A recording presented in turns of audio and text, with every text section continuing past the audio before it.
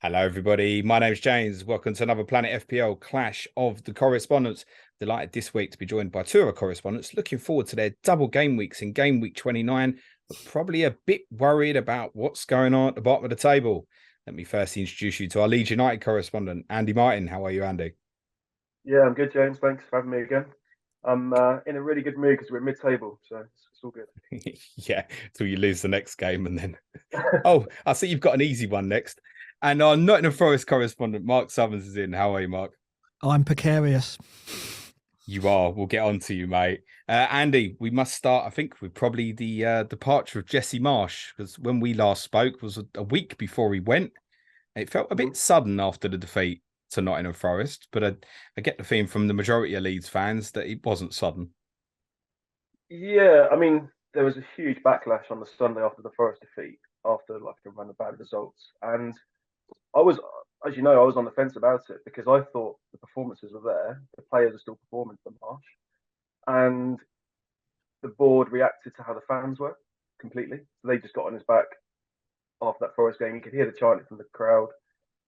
It wasn't. It was like a toxic atmosphere. The board under pressure because we're in the relegation zone, and to appease the fans, they got rid of him. And for me, I can see why they sacked him, but also I think if we'd left him in charge, I felt the results were coming the way we were playing, and I thought it was a bit of a But harsh they sack. weren't coming. We kept saying that, but they weren't coming. Yeah, it's just true, and it's perhaps naivety on Marsh and like in-game management subs and so forth. But I liked the way he was performing, and I thought there was work in progress, and we just had January where we'd made like spent a lot of money on signings that he wanted. So again, it just felt a rush sacking, and then no one to come in straight away either. It was like 3 or 4 weeks before we got Gracia in. So yeah, it was very appeasing the fans, and I was on the fence, but I can understand why they did it. It surprised you, Mark. It did. I was at the game, and I think one of the reasons why perhaps it was done was because Leeds played so well in the first half, and Navas's debut, he had to really perform. It's still probably his best game he's had for us. And then second half, Cooper changed it, and it looked like Marsh didn't know what to do to kind of to unpick what Cooper had done, and it was like you had all the possession second half, but weren't creating anything, and he was bringing on subs, but that was about it. Tactically, nothing changed, and I wonder whether that exposed him a little bit, and that's why they made the decision. They just felt on the day he didn't have the answers, and it wasn't the players, it was the coach, because the players did well first half, but when Cooper reacted, Marsh didn't counter it with anything that's other than putting subs on. Because they just signed McKennie, right? Who's his player, really. That's what really surprised me. Like they'd signed Marsh players and then got rid. So yeah, it's a difficult one to understand. Yeah, and as you said, Andy, it wasn't just that, was it? Jorginho Ruta and Vobra at the back as well. So it Yeah, was three big signings in January to move that on. And then, as you said, almost feel like they didn't have a plan. You went into the two Manchester United games and the defeat at Everton with no new manager. It felt like, I yeah, reflect on them 3 games. I know you got 1 point. You might have kept Marsh and got none, but it felt like get what you want first. exactly right. And it was the fact that it was just the board was just getting pelters. Like Marsh has got to go. Marsh has got to go. Like on Twitter, you just see fans just completely angry by how the results have been and see us in the bottom three, and then the board are like, okay, we hear you, like get rid, to kind of take the pressure off them a bit as well. So It didn't know. yeah, Is it Andrew Rodriguez? Retrozani, yeah, Yeah, he was tweeting on Twitter and he was like, yeah, maybe white smoke tomorrow. yeah, And yeah, no, then yeah, a just week later, still nothing. yeah, it was like very rushed, and they weren't intending to sack him. That's soon. Do you know who they intended to go for? Because I think it's fairly clear that Javi Gracia probably was not first choice. Because I mean, there was rumours about Hassan Hootel. Yeah. Hassan Hootel was out of the job, and he was like a Red Bull manager that could step in with the signings that we've made and probably done a good job, like Prem experience, the Red Bull setup, kind of he knows that, and a good manager as well. And there was talk about him, but then that kind of went away. But there's talk about Benitez, steady the ship, and other names got thrown in, but it was all over the place for a couple of weeks. And how you feeling about Gracia now? He's more pragmatic. It's a shift, isn't it? I like. Yeah, it is a shift.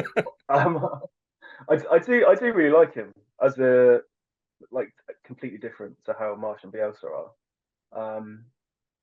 Definitely more defensive minded. We see like the attackers tracking back. It's like a big switch. You see like we saw on Saturday, Nonto, Harrison, even Bamford. They track back to defend rather than leave players up and try and turn it over quickly. It's more of a like the structure's better.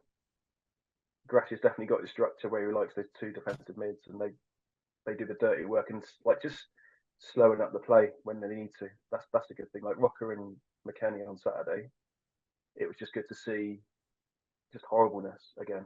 Like it needed to slow down the pace of the game. So what you're telling me is you're back to dirty Leeds. Pretty much, Nostalgic yeah, listeners will be more delighted. More dirty Leeds, and he's getting results. So now the goals are going in, and I don't know if that's down to Gracia or it's just a turn of luck, turn of fortune. But with the 7 points from the 4 games so far is a very, very decent return. The Southampton game especially was very, very big. But yeah, you'd have taken that before the 4, weren't you? Without a doubt. Oh, without a doubt. I was hoping for a draw at Molineux on Saturday, so 3 points is big. Yeah. And Mark, since that reverse fixture, which you won for a Brennan Johnson goal, 2 points from 6. What's happened? It's hard to say. I mean, like the West Ham game in particular was a massive disappointment because I thought we could go there and get a point. And it looked like it was going to fizzle out a 0-0. Then we just combusted and regressed to our old early season ways of conceding one goal after another. Everton game, I think we got caught on a set piece, and we're not the first to get caught by Sean Dyche on a set piece, and then the penalty. But we clawed our way back, and Johnson got us a point there, and we, another 10 minutes, we'd have probably won that game. And then I think injuries have taken their toll. They've limited what Cooper can do from the bench. And I think we just haven't had the players to make that impact coming onto the pitch. And we're going to need that. And I think that is one positive about the end of the season is we are getting players back. Whether or not they'll be back in time for Leeds, I think CotC will be, and I think maybe Aaron might be as well. So I mean that's a positive. So I just think we run out of luck and we ran out of players on the bench who could make an impact, and the injuries took their toll. So we need to reset, and the problem is we're going into 2 games now which are so important. We can't go into them cold. We've got no momentum at all and no confidence. So I'm relying on Cooper to instill that over the break, and then we've got these 2 massive games against Wolves and Leeds, and if we don't get 4 points, we're in real trouble. Yeah, I think that's because of what's after, isn't it? It is, and our away form's terrible. And you look at the teams we've got to face at home, and United are up after Wolves. And we've had games against United and they've just battered us away without any effort at all. So I'm expecting the same again, unfortunately. We're running out of games. We're running out of games that look winnable unless we can somehow find some form of on the road. But on the road, we're terrible. Absolutely. We just concede. We're on the back foot immediately and waiting for the opposition to score. And it's not until we're 2 or 3-0 down that we actually do start showing anything at all. And that's what I fear about going to Ellen Road, because I think if we do that, we're not going to get anything. I said last week, I think you were probably the poorest away team we faced at Tottenham this year. But you're not the poorest team I've seen this season. So something's not right at the moment. It almost feels like a little bit of overthinking at the moment. I don't know, we spoke last time you were on about this integration of perhaps Wood into the team, and I know he's injured again now. But then it was like at Tottenham, you switched to kind of play with 4 forwards in the second half. And things improved, but you were 3-0 down. And then you play a strong opponent like Newcastle and you still pick the 4 attackers. And as soon as I saw that, I thought, a bit overwhelmed in midfield. Yeah. And it's what happened. I don't know. That team selection surprised me. The fact that he went with the attacking team and we did get overwhelmed in midfield and he didn't change it. It's almost like he was going, look, we've got to win this. It's a home game. We've got to win it. And he didn't want to back off from that stance. It'll be interesting to see how he approaches the Wolves game, whether he's more pragmatic for that. I think away from home, I think the game we're talking about, he will be more pragmatic. I think we'll see Shelby, Coyote, and Yates playing probably in midfield, a three, and then Gibbs White centrally, I imagine, unless Awani is fit. I think, in fact, Awani could be the key player now. He was beginning to look like he was adjusting. If he can come back and get back to where he was, he could yet get us a few vital goals. Without that, I think we're really in trouble, though. You're not short of players that can get you goals, Mark. I think we are. I feel like they'd all chip in between them. No, I think we've got Brennan and Gibbs White hasn't really provided the end product in terms of goals. He's definitely the creative force, but he's looking for Brennan. Brennan obviously had the injury. He wasn't fit against Newcastle. He didn't look fit. I don't think he's withdrawn from the Wales squad yet, though. So I'm presuming that he's going away with them. And I hope he comes back and he's a bit sharper because he didn't look on it against Newcastle. He looked like he was taking it to another level against Everton. Agreed. Yeah. So I'm looking to him and Awani, I think, to be our saviours. And I don't know if that's enough because I think at the back, Felipe's impressed me. I like him. Niakate, jury's still out on him. He's either going to have to adjust very quickly or we're in trouble, I think. Can't have been helped. It's worth saying these 2 points in 6 games started with that defeat at Fulham, but your 2 centre halves got injured in minute 7. And it seems like it's spiraled from there to this weird desperation of let's try and get Steve Cook re-registered, which that never happened, did it? Or no, it didn't. And the other thing is, we were somewhat unlucky. I looked at the goals of the month competition that month, and 3 of the goals of the 6 were scored against Forest. So again, we'd fallen foul of some world-class goals from. You remember at the start of the season when we conceded 6 goals from 25 yards or more, or something ridiculous like that. So we come up against some opponents who just some sublime finishes. And Williams' goal that day was incredible. It won the goal in the month. So that day was slightly unlucky. I thought we did well second half and nearly got back into it, but the confidence has just drained from us, and the pressure on the home games is just overwhelming. And I think it showed against Newcastle. And the Wolves game, my God, that is massive. I mean, I know we're talking about the Leeds game that follows it, but really our attitude and approach to the Leeds game will depend on what we do against Wolves. You said you think you need 4 points. Yeah, we've got to win 1 and draw 1. Yeah, we can't lose it. As a minimum. I think so, because if we can beat Wolves and get something at Leeds, it puts distance between us and some of the other teams, I think. I mean, we've all got to play each other. I mean, Mitrovic's red card doesn't help because he's, Fulham are playing all the other relegation rivals and they're going to do it without Mitrovic because he's going to get, 5, 6, 7 game ban probably. He should be, to be honest, I'd tell him to come back next season, personally. Yeah, and so that's all the teams playing Fulham will now look at that and go, that we can win that. We can win that game because Fulham can't score goals easily without Mitrovic. I think they struggle. So I think that suddenly becomes a winnable fixture for everyone who plays them, and that's not Forest. It's every other team apart from Forest. And not being funny, the same can be said of Spurs at the moment. Like you play Spurs at home at the moment, you're going to fancy it, right? We haven't got that game to come. So keep telling everyone, Mark. People just aren't listening. So I look at the fixtures and go, they're against us. They're really against us. We are going to have to get a couple of results that we're not expected to get. I don't know how we're going to do that. And it's interesting. Mark's obviously kind of saying he's got to get something against your team. Your first game in your double was obviously Arsenal away. Anything from that is obviously bonus, I think it's fair to say. But then do you view yourselves as you've got to beat Forest? Oh, we have to beat Forest, yeah. This is a home fixture against a relegation rival. You've got to win the home ones, really.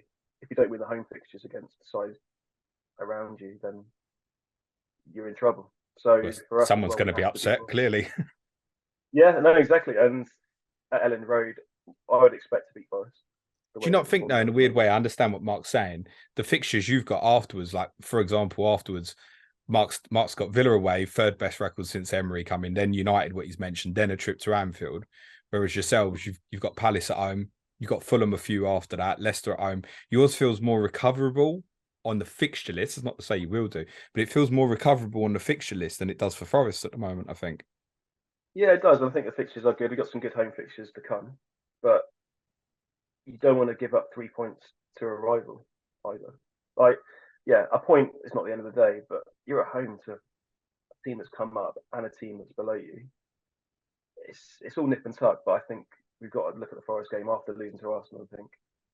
And a team with the worst away record in the Premier League. Mark, why is it? Yeah. Don't know. I don't get it. I just think it's attitude, mentality. I don't know how he sets the team up, but he can't be telling them to play the way they are.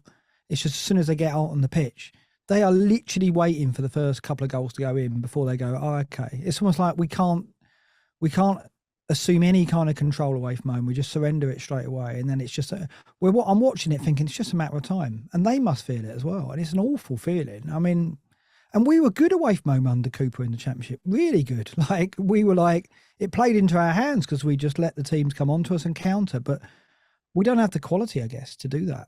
Like, am I right in saying the win at Southampton, is that the only time you scored first? Away from home, yeah. Yeah, whereas at home, I think we've scored first in, 90% of games? Yeah. It's crazy. I don't get it. I mean, obviously the crowd plays its part, but it's got to be the mentality of the players going out onto the pitch. And whatever Cooper's doing, it's not working. We need to turn that round. I don't know what he needs to do. He needs to do something radical, though, with the tactics. I know you love him. Would you consider a change? Well, this is what I'm worried about now, because I think if we end up coming out of Wolves and Leeds with just a point or less, I don't know what the owners do.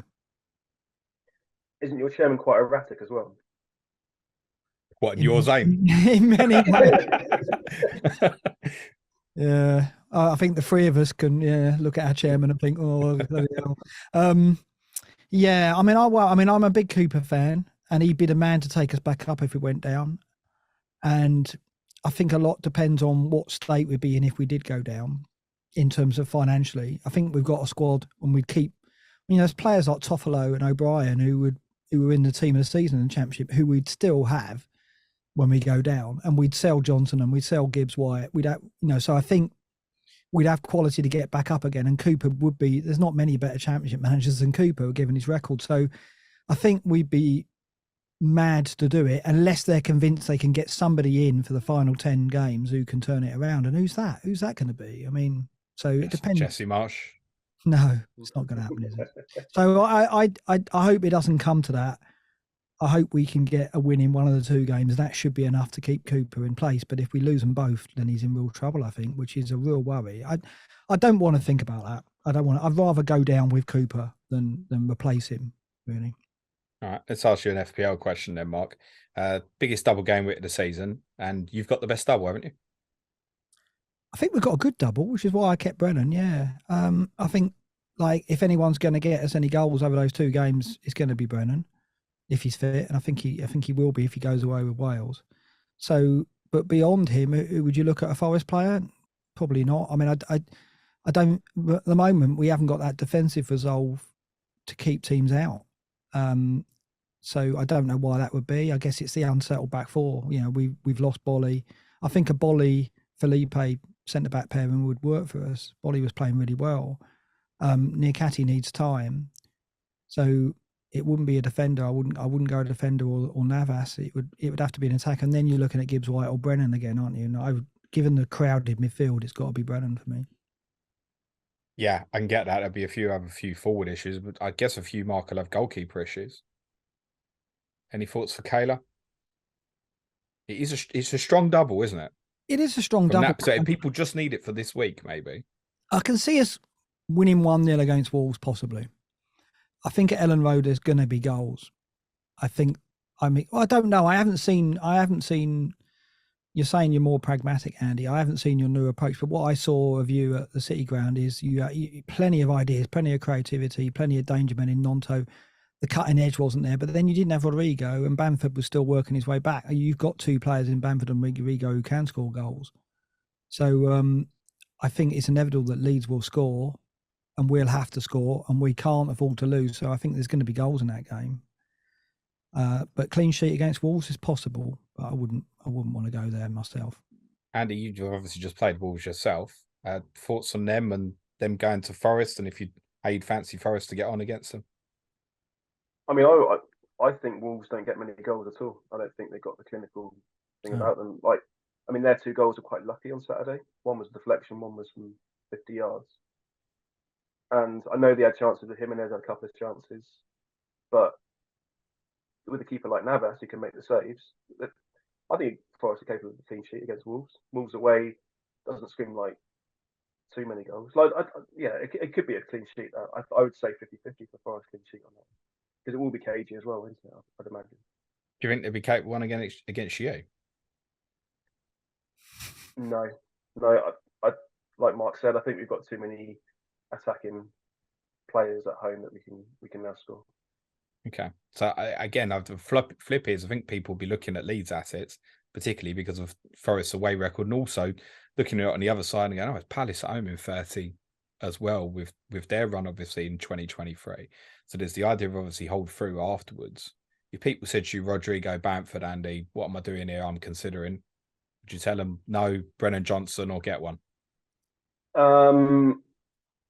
I would actually think, because it is Arsenal away, if the game gets away from us, we take players off to kind of rest for the Tuesday game against Forest, or even don't start Rodrigo because he's going to start Tuesday. Like, might start Somerville because ahead of Nonto, just to give Nonto the game on Tuesday against Forest. I see it that way. I think I wouldn't risk Leeds players, because I think against Arsenal it might be kind of like not a full rest, but make sure you're okay for Tuesday kind of game. Yeah, I guess that's a factor to this double as well, is obviously the quick turnarounds. And obviously for your two front boys, obviously injury issues, I guess there's a chance they even start one each. That'd be right, Andy? Yeah, possibly? Yeah, I'd agree with that, yeah. But your boy up front, if... I'm just going to say Mark's boy up front will play twice if he's fit, Johnson. Yeah, he's got to play. Yeah, I mean, we can't rest players. We've got to beat Wolves. I mean, we'll look at it and go, beat Wolves, don't lose to Leeds is, I imagine, what we look at. If Cooper turns around on Wednesday next week and says Johnson's out, should we be triple captaining him or something? Because I think if Johnson pulls out the Wales squad, he'll still play against Wolves and Leeds. This seems to be happening a lot with Cooper. We're saying our players ain't going to play, and they are. Is it a little bit of kidology intentional here, do you think?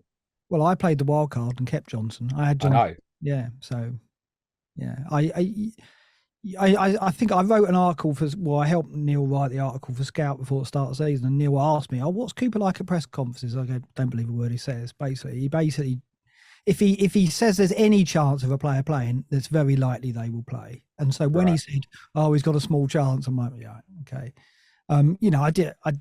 I can't lie, I did have a few people who were around the club who did tip me off as well, but I wasn't surprised when they did, and I was like, okay, I believed it. I believed the rumours, and because I believed the rumours because I knew what Cooper's like, right? So ITK, we can't get any ITK from your new manager, Andy.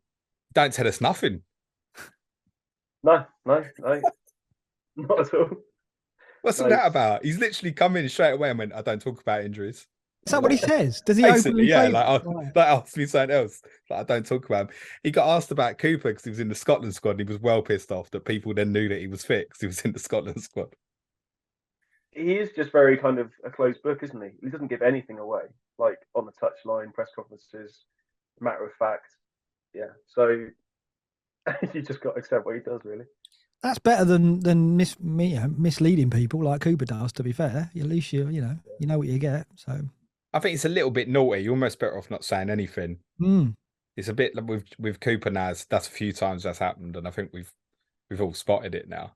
Yeah, interesting. And if you were free hitting this week, hypothetically, do you think you'd go with any leads? Probably Nonto on the bench of your free hit.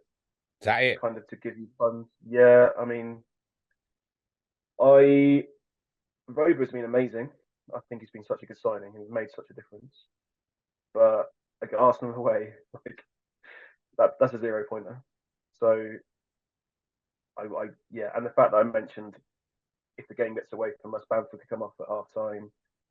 They could make changes like in either game. Rodrigo start one, Bamford start another. You got the Nonto Somerville again. They could start one each. So unless you want to punt on Ayling, it would be more attractive as well if it was the other way around, wasn't it? If you were going straight into Forest okay, this is what I think the strongest 11 will be, and then the Arsenal's just a bonus from there, would be a little bit easier, wouldn't it? But he's had reduced minutes, Nonto, since Gracia came in. So, I mean, that doesn't even feel particularly safe, to be honest, mate. Yeah, I heard you earlier actually on the main pod saying about Nonto coming off for Christensen, and Gracia did come out and say that was a change to 3 at the back. So it was 3, yeah. Sure. Okay. Yeah. I think it's the wrong decision because it kind of invited pressure from Wolves. He scored straight away, mate. Genius. Yeah, it's genius. It's genius. He's running on the pitch and then scores. But he addressed it late when Somerville came in. And I would say that Nonto Somerville is an easy switch if you feel make like for like. So Somerville was perhaps more defensive minded, where we start the game with Nonto. He's on the front foot. He's young. He's hungry. He's direct. Somerville's young, but he's got more about him defensively and can help out if needs be, but also can drive the ball forward like Nonto can as well. So again, it is shared minutes, but Nonto's got that explosiveness about him that I think he'll probably start, and he is capable of return. So there's price as like bench fodder if you go like 3-5-2, if that's your setup, and even if you want to buy Nonto and stick him on your bench, I think it's a fine option. But apart from that, not particularly. So no starters, even with Forest at home in the second game. No, not with Arsenal away, isn't it? Like, it's so difficult. Melier, if you want to think you're going to get loads of saves, but again, no. Not Go on, Mark, sorry. Nonto tore us apart first half at City Ground, and they're going to be aware of that, and Cooper will be aware of it as well. We didn't start with Aurier that game because he wasn't fit. Aurier came on second half and he did a better job with him, but even he had a trouble with him. They're kind of like for like in terms of physique and pace and power, I guess, but Nonto's trickery is going to be a big worry. Probably going into the game, the biggest concern Forest will have, I would say. And if Rodrigo's on the pitch, they'll have someone who can finish. When Bamford missed his chances that day, I worry about Rodrigo. So I think Andy's spot on. I think they will play Bamford at the Emirates and save Rodrigo and Nonto for the LMO clash. So we haven't got that luxury. We're going to have to play our first 11 in both games. So advantage Leeds, worries me. Different question, Andy. If you were wild card in this week, would you have any leads, do you think? Our fixtures aren't too bad. Again, it's for the bench, isn't it? I think. Would have been different if we'd had the double, if Fulham had beaten Manchester United in the FA Cup, but only Nonto because of his price. Somerville again Somerville's what, 4.2? I'm waiting, Andy. I keep lining this up because I think bench boost is 27. There's got to be a Leeds player here. They've got it right in mind. I'm going to trust Mark here because I've written Mark's experience of FPL goes back further than most of us. I don't mean that disrespectfully, mate. Have we ever had a 4.0 forward before? Oh, you mean Greenwood? Okay, yeah, I can't remember one. No, I can't remember one. I know a big thing. Me neither. Yeah. That's due to his popularity, right? As when he was low priced, everyone got on him, and he hasn't left the game, so he's gone down in value. I've never seen it. I've never seen a 4-5 drop to 4 million before. No, not in that position. Not in the forward department, I don't think. Midfield, yeah, not in forwards, I don't think. No. But you'd have to be with all them midfielders. If you were wild carding this week, you'd have to strongly consider him, wouldn't you? Yeah, if you're going to play 5 across the middle all the time, yeah, and there's a lot pointing to that given the options we've got. Yeah, I think there's merit there, but you're effectively playing with short, aren't you? It's whether you can get to the end of the season like that. If you're bench boosting 29, you're not going to do it, or you're bench boosting later. I don't know. Yeah, there's merit there. Definitely, there's merit. I mean, like Az hasn't played his wild card yet, and I wonder whether he'll look at it. He'll play it in 30, I think, and it's definitely an option. Isn't it? It's like the Steele Everson option now in goal. It's like the value there is ridiculous. I mean, they might not be the best 2 keepers, but the chances are you're going to free up a load of cash by doing that, and they might. The not chances are, as soon as you get them both in, Sanchez and Ward back in goal. Whereas with Greenwood, this doesn't matter so much. You are effectively saying you're player number 15, aren't you? And he's not incapable of no minutes. That's the thing here as well, Andy. Right? I never realised he's only had 10 minutes under Gracia, but he's not incapable of minutes, and particularly with that Adams injury. I know he's not a direct replacement, but he can cover in that area as well. How big of a blow is it to lose Tyler Adams? I must say, when I heard he was out against Wolves, I worried for you. Yeah, I did. I think he's been amazing. It's hamstring, isn't it? Hamstring Yeah. injury, I think. Because this it's kind of nip and tuck where he's back after the international break. So again, it's another one where I think we don't risk him for Arsenal if it's kind of on the verge, and we go again with our full strength at Forest. I don't think it's particularly concerning. I think he'll be okay in a couple of weeks. He's if it turns out to be more severe and he's out for the season, are you okay with the Rocker McKennie partnership? Is that enough to get you through, do you think? I'm okay with those two. And we've even got Strauch and CotC that can play there as well. So it's, even though Adams is a big miss because he's great, he never stops running, and one of the probably the player of the season, I'd say, how well he's performed. But it's an area we have got depth, like Greenwood, Strauch, CotC can play there if necessary. We're okay. Yeah. I think you'd be better off if Strike gets back in that team. Obviously came on at the weekend. Firpo's been good. Firpo's been all right. Yeah, he's got a mistake in him, mate. I don't know if we'll ever get it out of him. He really does switch off at moments, mate. Defensively, not great, but as in attacking wise, he does overlap. Like Gracia has like the fullbacks to be a bit higher. Like Ayling is looking like he's getting forward. Firpo on the other side, like he's getting forward. It's more of a fullback. So I don't know. Firpo's changing it. I know defensively he's horrible, not great, but I mean, one thing better for the structure, I think. One thing Forest will target is that side, because Brennan got Stroik booked early on, and we were willing him to run at him, and he didn't quite, get him for a second booking. I think he fouled him again, and then you brought Firpo on because obviously Marsch thought one more and he's gone. So we will target that side. So just like Nonto's the risk for us, I think you'll look at Brennan and think that side for you will be the problem. So I've got to hope that we get some joy there, basically. Yeah. I'd think that'd be the side for you, Mark. If you were free hitting this week, would you take any Forest in with you? I'm guessing Johnson would still be a yes if he's fit.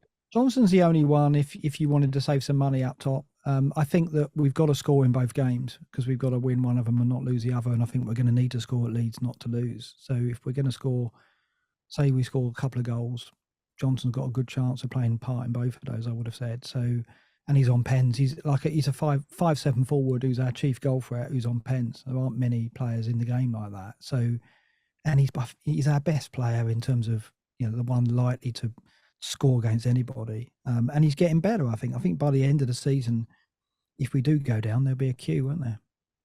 Yeah, he'll get interest.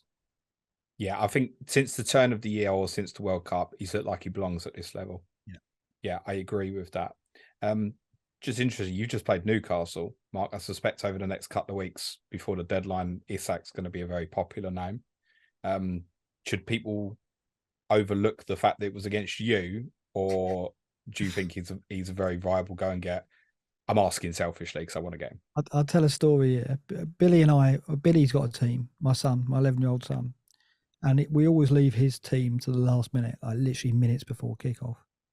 And he wanted to get Isak. And I said, you can't, he's playing Forest. He goes, yeah, that's why I want to get him. I'm like, no, I'm not letting you get Isak, right? There's just no way. And he goes, but he'll score against Forest. I'm like, yeah, but he might do, but honestly, you can't. And then he went to bed, and then he got up the next day, and he looked and he went, Isak got, what was it, 13 points he got? Yeah. No, he wasn't happy with me. He wasn't. And I was like, shut up, I don't need a reminder, do I?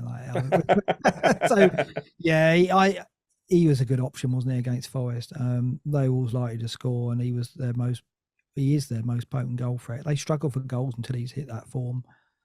Yeah, he's a good option. There's no doubt about it. Even with the tougher fixtures, I think that he's the one, isn't he? He's the one who's going to get the end product for them at the moment. Do you think you'll stay up, Mark? I don't think it's in our hands anymore. I think we are now relying on Bournemouth, Southampton, and one other to be worse than us, or two others. Well, I think the likely three to go down include Bournemouth and Southampton. Sadly, I don't think those two teams have got quite enough in terms of depth and players that can win games for them. But the other team, the third team, I look at the teams around West Ham, Everton, Leeds, and I think they've all got more than Forest. So I'm really worried because I don't think we've got the fixtures left at home that's going to get us the points. If we get 4 points in the next two, we got a good chance, maybe. But if we don't, if we get less than 4 points, I think we're going. Last time I spoke to you, I said you're gonna have to start getting out on the road, mate. Yeah, and I think that's still the case. Something's going to have to come here, and it's not to say you can't, mate. It'd be so typical of Liverpool's season. You two be the only two bastards to win at Anfield all season. Leeds and Nottingham Forest between you, mate. Been that sort of season, but yeah, you're gonna them away games you got left aren't good either, Mark. It's not even slanted to say, oh, you've got easy ones left away from home. No. They're not, and you're gonna have to do something somewhere, I think. Yeah. Andy, do you think you stay up? I do. Yeah. Providing we don't lose to Forest. Okay. I think looking at the fixtures, I think 4 wins will do. And I think we can get 4 wins from those fixtures we got remaining. So we got 4 good home games. If we win 3 of those and pick up a few more points somewhere else. But which 3 do you think will go? I think Mark. Be nice. This is the first time you've met Mark. No, I think yeah, that's true. And I big respect. I think it's Bournemouth, Saints, and Forest. I would say at this stage.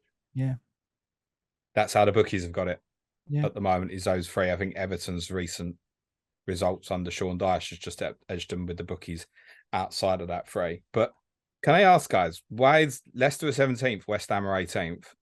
Why is everybody on the assumption they're going to be all right? And either you can go first on that.